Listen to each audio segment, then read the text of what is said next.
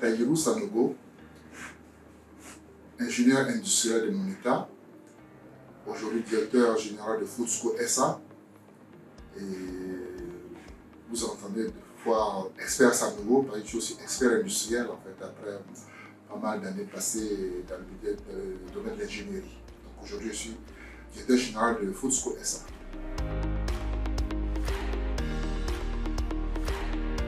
J'ai eu la chance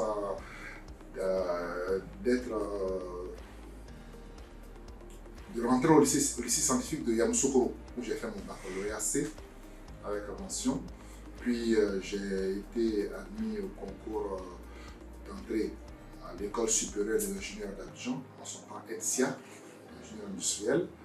Et après, donc, mes années de classe préparatoire, mes années d'ingénieur, mes années de formation d'ingénieur, j'ai fait une année spéciale en France, dans les métiers, pour revenir comme ingénieur en fait, chez Palm Industries.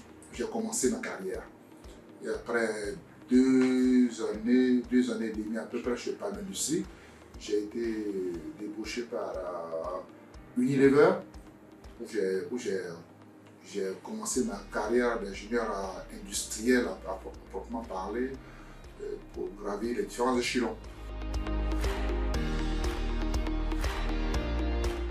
Nous avons été contactés pour fournir des documents. Fournir des documents, nos comptes, nos documents en fait, de la société, tout ça. Ok, on va leur donner. C'est pourquoi non. Après, on nous a dit un jour, on n'avait pas voulu vraiment, ça nous dérangeait quand même des fois le soir d'aller plus loin pour avoir les documents.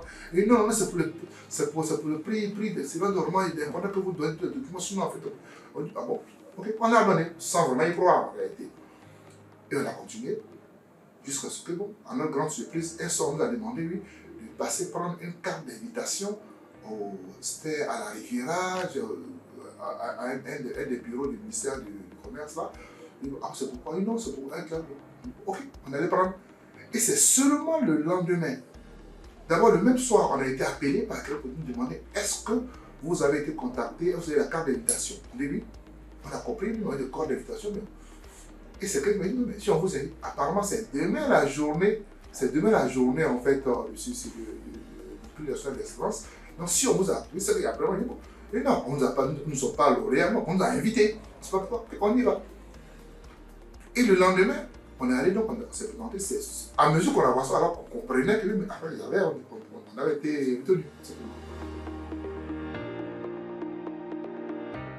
Déjà, sur notre vie, puisque le prix, c'est pas pour nous-mêmes, c'est pour l'entreprise, même c'est nous qui dirigeons, c'est nous qui tirons l'entreprise. Mais en réalité, le prix a eu un très gros impact, déjà par rapport à nos collaborateurs, qui ont compris qu'en réalité, cette rigueur qu'on leur demande, tous ces efforts qu'on leur demande, c'est pas gratuit. D'accord, on a son salaire, mais la reconnaissance, en fait, n'a pas de prix, en fait. Ça veut dire qu'attention, ce qu'on fournit comme effort, on le perçoit.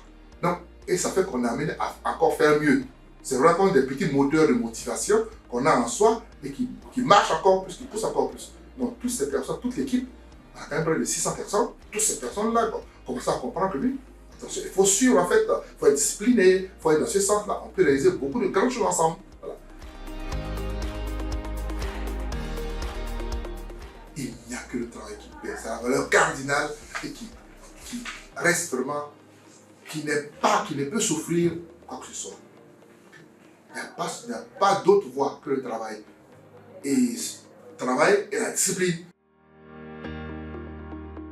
Notre mot de fait, déjà, merci déjà à l'État de Côte d'Ivoire pour tout ce qui a été tracé comme sillon.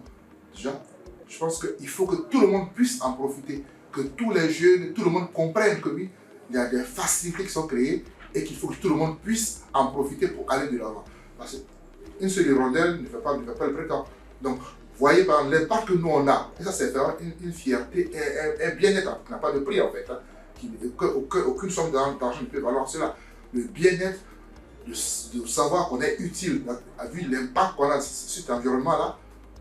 Écoutez, ça, si en fait on a dans toutes les contrées de plus de 1000 habitants, de plus de 100 000 habitants en Côte d'Ivoire, on crée des petites unités pareilles, vous voyez l'impact social, l'impact économique est incroyable. Donc, il faut vraiment renforcer et encourager cela.